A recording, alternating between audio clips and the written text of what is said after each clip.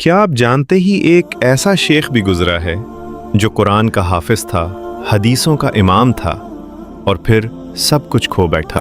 یہ ایک سچا اور عبرت انگیز واقعہ ہے، شیخ عبداللہ اندلسی رحمہ اللہ علیہ کا۔ وہ وقت کے بہت بڑے محدث تھے، حافظ قرآن تھے، 1,00,000 احادیث کے حافظ تھے۔ ان کی مجلس درس سے شہر آباد رہتے تھے اور حضرت شبلی رحمہ اللہ علیہ جیسے بزرگ ان کے خاص شاگرد تھے۔ ایک مرتبہ وہ شاگردوں کے ساتھ سفر میں تھے۔ راستے میں ایک عیسائی بستی کے قریب سے گزر ہوا جہاں ہر طرف صلیبیں لٹکی ہوئی تھیں۔ شیخ کے دل میں خیال آیا، یہ لوگ کتنے بے عقل ہیں جو اللہ کے ساتھ شریک ٹھہراتے ہیں۔ اسی سفر میں وہ وضو کے لیے کنویں کے پاس گئے۔ وہاں ایک لڑکی نظر آ گئی اور اسی لمحے نفس غالب آ گیا۔ شیخ شاگردوں کی طرف مڑے اور فرمایا، تم سب واپس چلے جاؤ، میں اب یہاں نہیں لوٹوں گا۔ یہ سن کر شاگرد رونے لگے، لیکن شیخ مڑے اور اس لڑکی کے پیچھے چل پڑے۔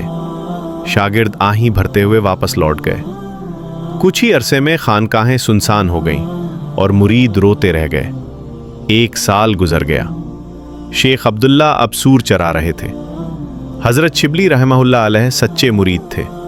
وہ اپنے شیخ کو جانتے تھے۔ دل میں خیال آیا کہ یہ معاملہ بغیر حکمت کے نہیں، میں خود جا کر حالات معلوم کروں گا۔ جب حضرت شبلی وہاں پہنچے تو دیکھا وہی امامہ، وہی جبہ، وہی عصا، لیکن ہاتھ میں قرآن نہیں تھا، سوروں کی رسی تھی۔ حضرت شبلی نے پوچھا، کیا آپ کو قرآن یاد ہے؟ فرمایا، نہیں۔ پوچھا، کوئی ایک آیت؟ سوچ کر بولے، وَمَن يُهِنِ اللَّهُ فَمَا لَهُ مِن مُكْرِمٍ، جس سے اللہ ذلیل کر دے اسے کوئی عزت دینے والا نہیں۔ حضرت شبلی تڑپ اٹھے، حضرت کوئی حدیث یاد ہے؟ فرمایا، من بدل دینہ فاقتلوہ، جو دین بدل دے اسے قتل کر دو۔ دونوں رونے لگے۔ شیخ عبداللہ روتے ہوئے بولے، اے اللہ، میں نے یہ امید نہیں کی تھی کہ تو مجھے اس حال تک پہنچا دے گا۔ اللہ تعالیٰ نے ان کی توبہ قبول فرما لی اور ایمان کی کیفیت واپس لوٹا دی۔ حضرت شبلی نے پوچھا، حضرت یہ سب کیوں ہوا؟ شیخ بولے، جب میں نے صلیبیں دیکھی تو میں نقل ہے۔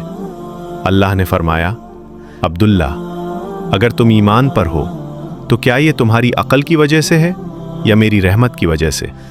یہ تمہارا کمال نہیں، یہ میرا فضل ہے۔ اسی لمحے اللہ نے مجھ سے ایمان کی کیفیت چھین لی۔ سبق یہ ہے، ہر نیکی، ہر ہدایت، ہر ایمان صرف اللہ کا عطیہ ہے۔ یا اللہ، ہمیں کبھی اپنے عمل پر ناز نہ آنے دینا اور ہمیں اپنی رحمت سے ہمیشہ ایمان پر قائم رکھنا۔ آمین۔